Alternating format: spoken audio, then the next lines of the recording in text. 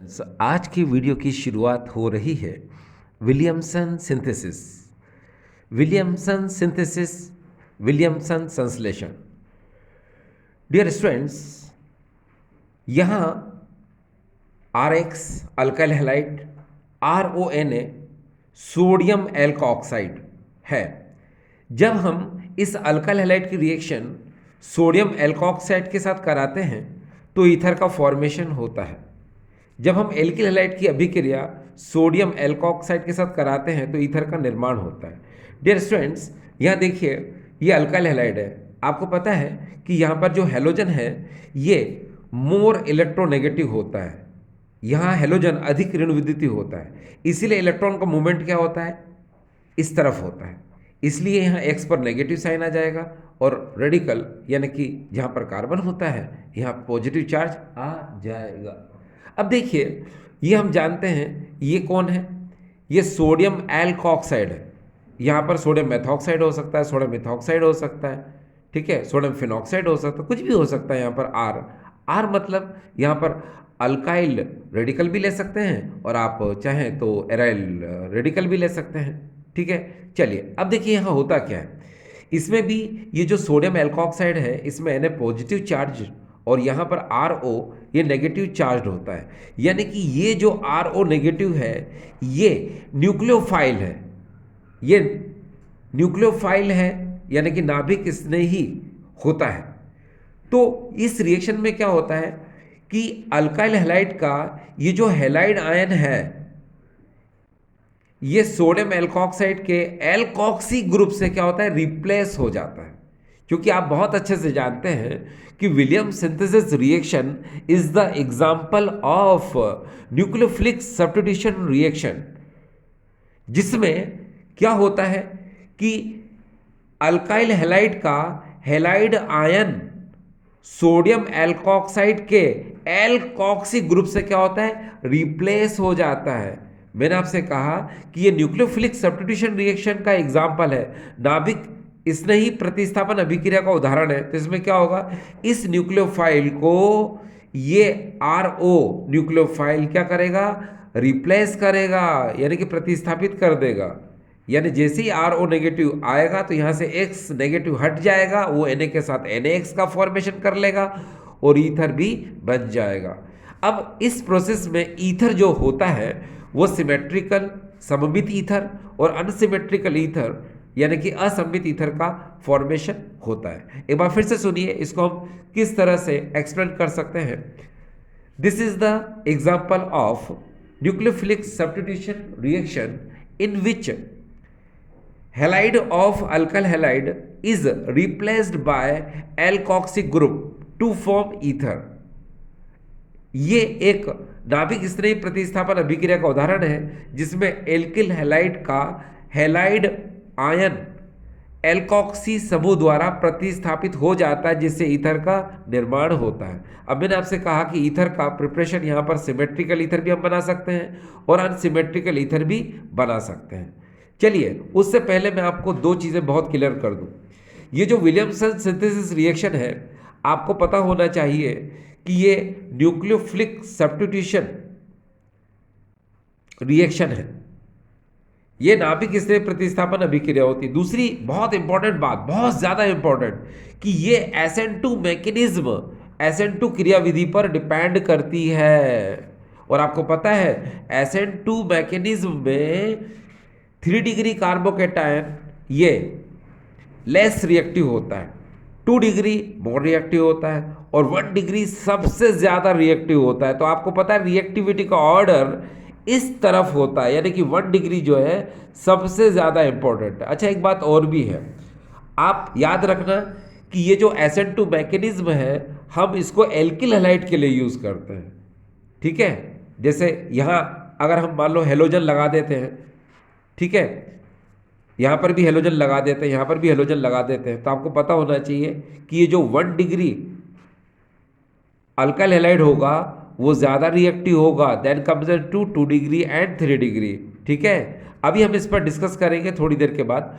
पहले हमने आपसे बात की थी कि ईथर का फॉर्मेशन जब होता है तो इसमें सिमेट्रिकल एंड अनसिमेट्रिकल ईथर का फॉर्मेशन होता है, यानी कि सममित ईथर और असममित ईथर का क्या होता है, निर्माण होता है। तो आप जरा देखें, हम दोनों ही का फॉर्मेशन करते हैं। सबसे पहले हम यहाँ पर ले रहे हैं C2H5ONA, सोडियम सोडियम एथ ऑक्साइड, और यहाँ पर हम ले रहे हैं C2H5Br यानी ब्रोमो ईथेन। ठीक है, तो यहाँ पर क्या होगा, ये देखिए NaBr यहाँ से बाहर चला जाएगा और यहाँ पर C2H5O C2H5, इसको हम लोग बोलते हैं एथ ऑक्सी ईथेन। और ये सिमेट्रिकल ईथर है, यह सममित ईथर है। क्यों? क्योंकि इस ऑक्सी ग्रुप के दोनों तरफ जो है सेम रेडिकल है। अब हम आगे चलते हैं, ये देखिए फिर से हमने ले लिया सोडियम एथॉक्साइड और इस समय हम इसको रिएक्ट करा रहे हैं ब्रोमोमीथेन के साथ। ये ब्रोमोमीथेन है, ठीक है। तो यहाँ पर भी क्या होगा, ये NaBr यहाँ से बाहर चला जाएगा और CH3O के साथ लिंक हो जाएगा, तो यहाँ हो जाएगा C2H5O CH3।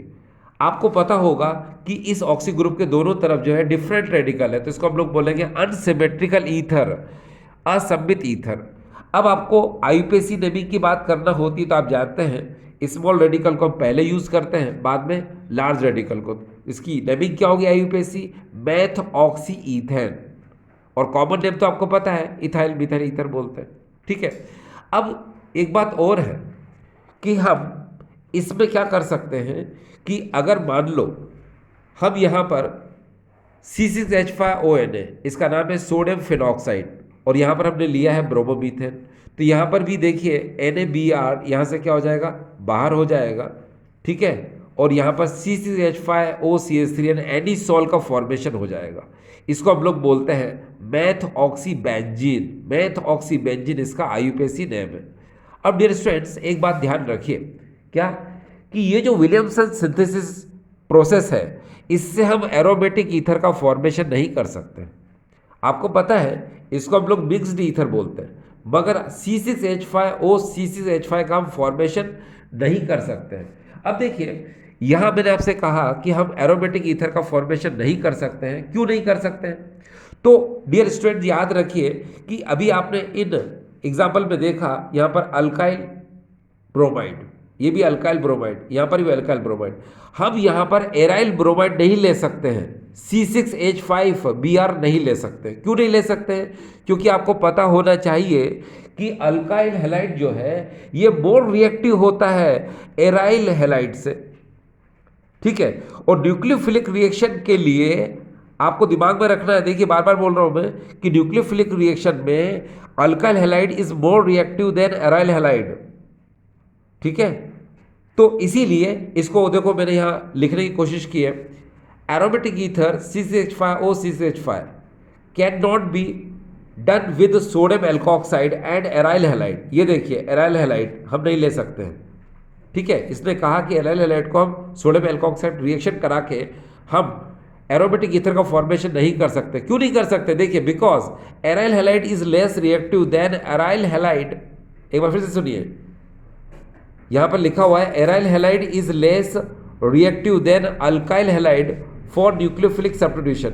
Nucleophilic substitution reaction के लिए अल्काइल हैलाइड जो है ज्यादा रिएक्टिव होता है और एराइल हैलाइड जो है लेस रिएक्टिव होता है। तो यहाँ ये लिखा है कि न्यूक्लियोफिलिक सब्स्टिट्यूशन रिएक्शन में एराइल हैलाइड के कंपैरिजन, ये अल्काइल हैलाइड के कंपैरिजन में एराइल हैलाइड जो है लेस रिएक्टिव होता है, इसीलिए एरोमेटिक ईथर का फॉर्मेशन नहीं हो सकता है। इसलिए एक बात जरा ध्यान देने की कोशिश करो कि यहां पर ये देखिए हमने सब अल्काइल हैलाइड ही लिए। ये देखिए अल्काइल हैलाइड और यह अल्काइल, हमने एराइल हैलाइड नहीं लिया है।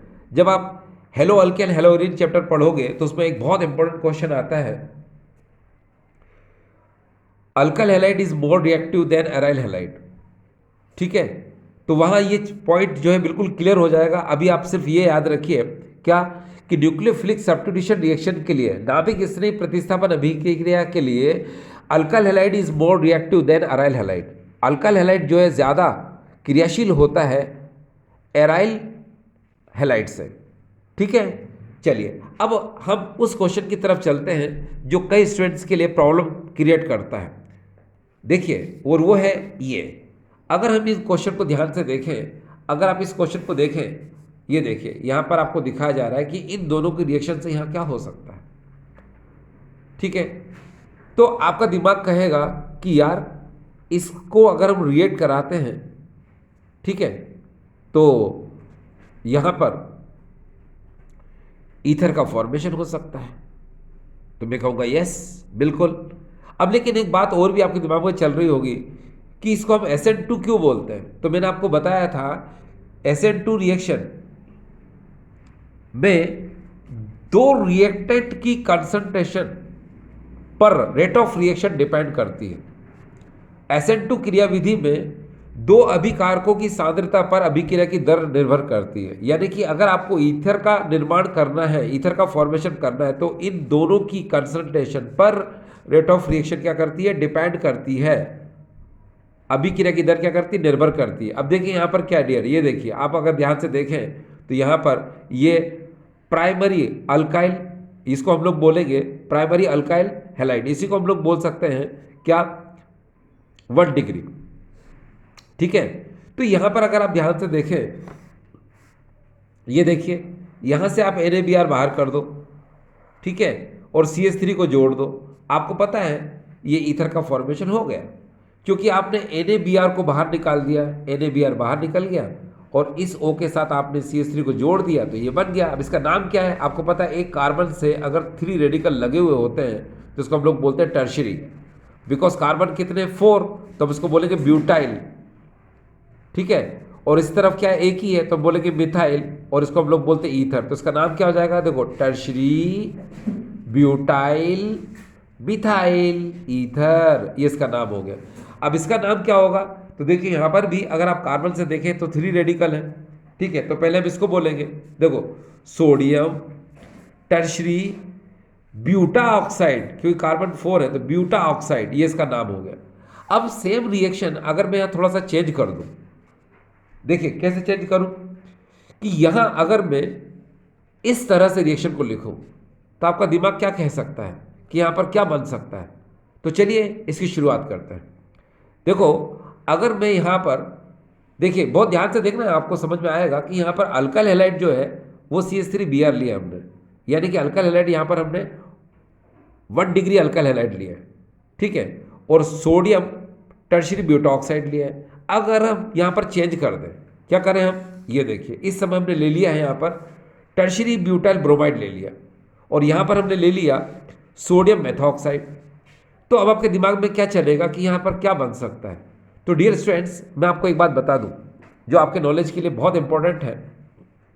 मैंने आपसे कहा कि ये एग्जाम्पल किस रिएक्शन के हैं, ये SN2 पर है, ये SN2 के एग्जाम्पल है, यानी कि ये जो रिएक्शन होती है विलियमसन सिंथेसिस की, ये SN2 मैकेनिज्म पर डिपेंड करती है।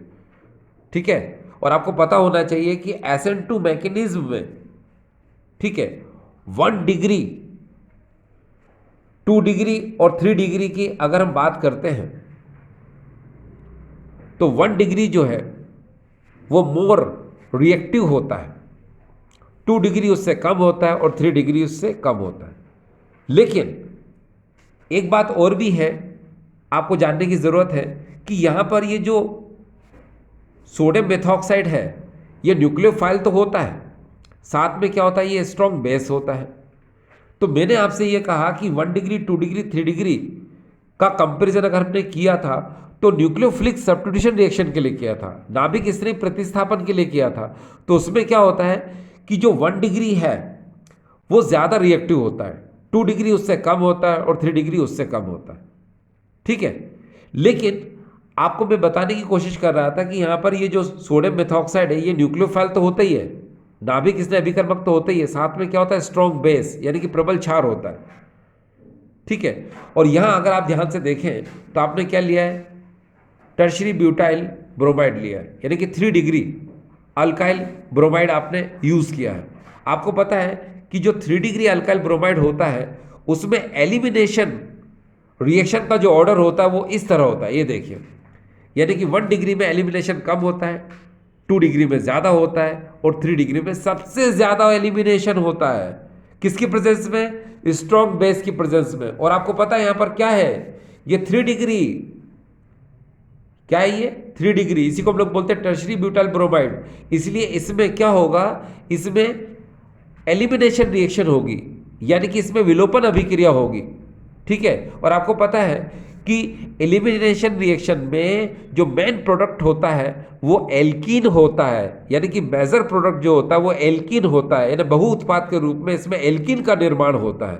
तो इसीलिए आप इस बात को जरा ध्यान से समझें कि यहाँ पर ये जो सोडियम हम एल्कोक्साइड लेते हैं, मिथॉक्साइड या सोडियम इथॉक्साइड जो भी हम लेते हैं, यहाँ पर ये न्यूक्लियोफाइल तो होता है as well as strong base होता है, ठीक है। और स्ट्रॉन्ग बेस की प्रेजेंस में आपको पता है एलिमिनेशन रिएक्शन फास्ट होती है, ठीक है। और किस में फास्ट होती है, तो मैंने आपको बताया ना अभी, ये देखिए 3 डिग्री में ज़्यादा होती है, 2 डिग्री में कम होती है, और 1 डिग्री में सबसे कम होती है, ठीक है। इसलिए क्या होगा कि यहाँ देखिए क्या होगा, ध्यान से देखिए कि इस CH3 को हम कैसे लिख सकते हैं, इसको हम ऐसे लिख सकते हैं, जरा ध्यान से देखिएगा, ऐसे और ऐसे लिख सकते हैं, लिख लिया। अब यहाँ पर क्या होगा, अगर आप ध्यान से देखें तो यहाँ से ये जो H है, ठीक है, ये इसके साथ रिमूव हो जाएगा ये, और यहाँ पर इसका फॉर्मेशन हो गया, ठीक। सिमिलरली यहाँ से Na जो है इसके साथ बाहर हो जाएगा और यहाँ से इसका फॉर्मेशन हो जाएगा। अब आपको पता है इसकी वैलेंसी पूरी करने के लिए यहाँ पर क्या आ जाएगा, डबल बॉन्ड आ जाएगा, जिससे यहाँ पर इसका फॉर्मेशन हो जाएगा। इसका नाम है आइसोब्यूटीन, इसी को हम लोग बोलते हैं 2 मिथाइल प्रोपीन, ठीक डियर स्टूडेंट्स। तो अभी आपने यहाँ पर इस बात को बहुत अच्छे से समझ लिया। मैं आपको एक बार और इसको क्लियर कर दूँ ताकि आपको नॉलेज हो जाए।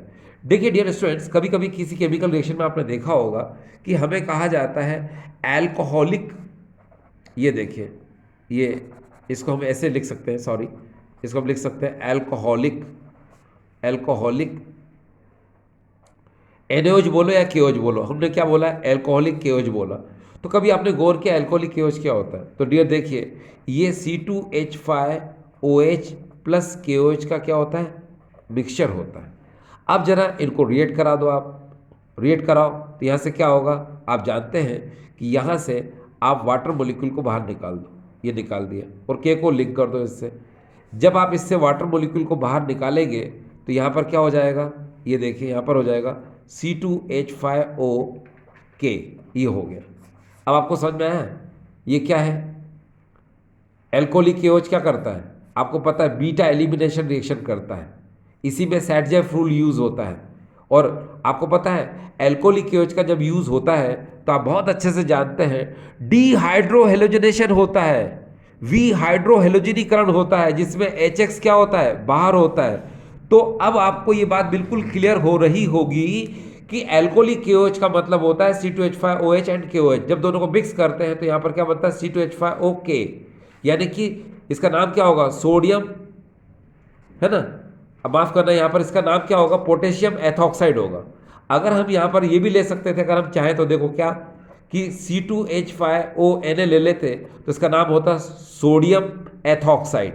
यहाँ पर हमने क्योच लिया था तो इसका नाम होगा पोटेशियम एथॉक्साइड। तो ये क्या है, ये एक स्ट्रॉन्ग बेस है, ये स्ट्रॉन्ग बेस की तरह क्या कर रहा है, बिहेव कर रहा है ना, व्यवहार कर रहा है।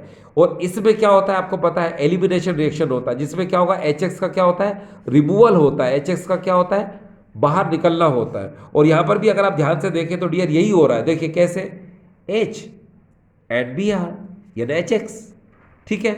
तो यहाँ आपको ये बात समझ में आ गई कि आखिर यहाँ पर क्या हुआ।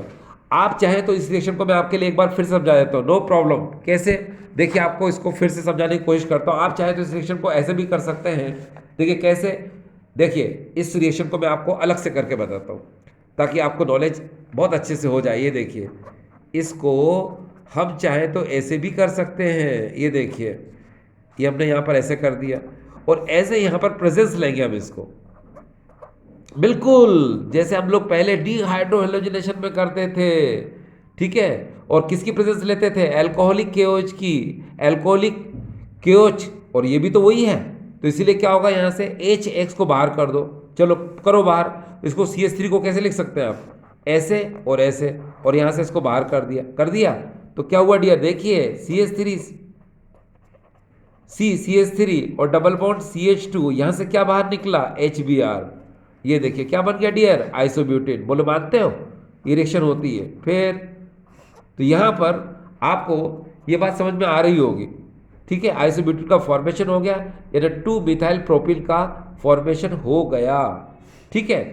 तो डियर स्टूडेंट्स, आई होप ये आपको समझ में आया होगा कि 3 डिग्री अल्काइल हैलाइड में अगर हम विलियमसन सिंथेसिस की बात करते हैं तो एल्किन मेजर प्रोडक्ट बनता है। लेकिन अगर हम 2 डिग्री अल्काइल हैलाइड की बात करेंगे तो उसमें एल्किन ही मेजर प्रोडक्ट बनेगा, लेकिन साथ में ईथर भी बनेगा। और अगर हम 1 डिग्री की बात करते हैं, 1 डिग्री अल्काइल हैलाइड की बात करते हैं, जैसे CH3Br लो या फिर C2H5Br लो, हाँ, तो उसमें मेजर प्रोडक्ट ईथर बनेगा। एक बार फिर से मैं क्लियर कर दूं, देखिए 3 डिग्री में ओनली एल्किन का फॉर्मेशन होगा। अगर आप अल्काइल हैलाइड 3 डिग्री ले रहे हैं तो उसमें सिर्फ एल्किन ही बनता है। लेकिन अगर आप 2 डिग्री ले रहे हैं तो उसमें एल्किन एंड ईथर दोनों का फॉर्मेशन होता है, मगर एल्किन जो है उसमें भी मेजर प्रोडक्ट होता है और 3 डिग्री में भी मेजर प्रोडक्ट एल्किन ही होता है। लेकिन अगर हम 1 डिग्री की बात करते हैं तो 1 डिग्री में हम CH3Br को भी ले सकते हैं, C2H5Br को भी ले सकते हैं। तो वहां पर जो मेजर प्रोडक्ट होता है वो ईथर ही होता है, ठीक है। चलिए अब डियर हम नेक्स्ट क्वेश्चन की तरफ जा रहे हैं। नेक्स्ट क्वेश्चन काफी इंटरेस्टिंग क्वेश्चन है। क्वेश्चन कुछ इस तरह से भी हो सकता है, ऑक्सीडेशन ऑफ फिनॉल, या फिर ऐसे हो सकता है, right the action of phenol in the presence of air, या ऐसे भी क्वेश्चन हो सकता है जो आपकी मोबाइल स्क्रीन पे लिखा हुआ है। देखिए, pure phenol is a colourless solid but why it is converted into pink. यहां पर यह बात आती है कि जो प्योर फिनॉल होता है वो कलरलेस सॉलिड होता है, लेकिन बाद में वो पिंक हो जाता है, क्यों? हिंदी में सुने, जो शुद्ध फिनॉल होता है वो रंगहीन ठोस होता है, लेकिन बाद में वह गुलाबी हो जाता है, क्यों? तो डियर सुनिए, हम बहुत अच्छे से जानते हैं, ये देखिए फिनॉल है। फिनॉल इस क्रोमिक एसिड की प्रेजेंस में, आपको पता है क्रोमिक एसिड ये है K2Cr2 प्लस H2SO4 डाइल्यूट, ये क्रोमिक एसिड है। तो क्रोमिक एसिड की प्रेजेंस में ये फिनॉल ऑक्सीडाइज हो जाता है। क्रोमिक अम्ल की उपस्थिति में ये फिनॉल ऑक्सीकृत हो जाता है और ऑक्सीडाइज होकर ये पैराबेंजोक्विनोन का फॉर्मेशन करता है, पैराबेंजोक्विनोन का निर्माण करता है। कैसे करता है? देखिए, यहां पर अगर हम देखें, ये हमारे पास ये 2 ऑक्सीजन है, ठीक है। तो ये वाला ऑक्सीजन अगर मान लो यहां अटैक करता है तो यहां से H निकलेगा, ये H और ये H और ये O, तो यहां से क्या हो जाएगा? H2O बाहर हो जाएगा। तो आप H2O को बाहर कर दीजिए। चलो मैं यहां लिख देता हूं, ये H2O को मैंने बाहर कर दिया। उसके बाद आपने देखा कि इसके ऊपर एक ऑक्सीजन लिंक हो जाएगा, नीचे भी ऑक्सीजन लिंक हो जाएगा। तो हम उसको ऐसे लिख सकते हैं C double bond O, C double bond O। तो उसको हम लोग बोलते हैं कॉन्जुगेटेड डाइकीटोन। और अगर आपको इसको शोर नहीं करना है तो शो मत करो, ऐसे भी लिखो तो भी यही है, ये कॉन्जुगेटेड डाइकीटोन है, जिसको हम लोग बोलते हैं, देखो पैरा पोजीशन पर है, हाँ? तो क्या बोलेंगे? पैराबेंजोक्विनोन। तो ये जो पैराबेंजोक्विनोन होता है ये पिंक कलर का होता है। तो आप समझ गए क्या कि जो कलरलेस सॉलिड फिनॉल है, ठीक है, वो प्योर स्टेज में है, लेकिन जब एयर के कांटेक्ट में आता है वो, तो एयर के कांटेक्ट में वो पिंक हो जाता है। क्यों? क्योंकि वो पैराबेंजोक्विनोन का फॉर्मेशन कर लेता है, ठीक है। देखो मैं एक बात बिल्कुल बिल्कुल क्लियर करूंगा आप लोगों के साथ कि अगर क्रोमिक एसिड की प्रेजेंस लोगे आप K2Cr2 7 प्लस H2SO4, आप चाहो तो Na2Cr2 7 प्लस H2SO4 भी ले सकते हो। तो इसकी प्रेजेंस में क्या होता है कि जो फिनॉल का ऑक्सीडेशन है ये फास्ट होता है, ठीक है। और बनाता क्या है? मैंने बताया कॉन्जुगेटेड डाइकीटोन, यानी कि संयुग्मित डाइकीटोन का निर्माण होता है, जिसको हम लोग पैराबेंजोक्विनोन बोलते हैं, और इसके बनने की वजह से इसका कलर जो है पिंक होता है, ठीक है। लेकिन एयर की प्रेजेंस में भी, एयर मतलब O2, एयर की प्रेजेंस में भी ये जो कलरलेस फिनॉल है ये क्या हो जाता है, स्लोली ऑक्सीडाइज हो जाता है, यानी कि धीरे धीरे क्या होता है, ऑक्सीडाइज होता है और ऑक्सीडाइज होकर के ये पैरा बेंजोक्विनोन ही बनाता है। ठीक है, अब आप समझ गए कि जो प्योर फिनोल है वो कलरलेस सॉलिड है। ठीक है, लेकिन ऑक्सीडाइज होने के बाद वो पैरा बेंजोक्विनोन बनाता है, जिसकी वजह से कलर क्या होता है, पिंक होता है। मगर ये पैरा बेंजोक्विनोन क्या करता है, फिनोल के दो मॉलिक्यूल के साथ इस तरह से हाइड्रोजन बॉन्डिंग कर लेता है। हाइड्रोजन बॉन्डिंग करने की वजह से ये एक, देख रहे हैं आप, कॉम्प्लेक्स कंपाउंड का फॉर्मेशन करता है। ठीक है, जिसको हम लोग बोलते हैं फिनोक्विनोन। और फिनोक्विनोन के बनने की वजह से अब ये जो फिनोल है उसका कलर हो जाता है रेड, यानी कि लाल रंग का हो जाता है। तो आपने देखा कि इसमें क्या क्या चेंज आए, पहले वो कलरलेस सॉलिड था, बाद में वो पिंक में कन्वर्ट हुआ और फाइनली वो डार्क रेड यानी रेड में कन्वर्ट हो गया। ठीक है, चलिए, तो ये आपको समझ में आ गया होगा। ठीक डियर, हम आगे चलते हैं। देखिए डियर स्टूडेंट्स, अब हम बात कर रहे हैं फॉर्मेशन ऑफ ऑर्थोक्रिसोल एंड पैराक्रिसोल। ये ऑर्थो एंड पैराक्रिसोल को हम लोग बनाते हैं। हमने यहाँ पर फिनोल लिया और हम उसकी CH3Cl से रिएक्शन करेंगे एनहाइड्रस AlCl3 की प्रेजेंस में।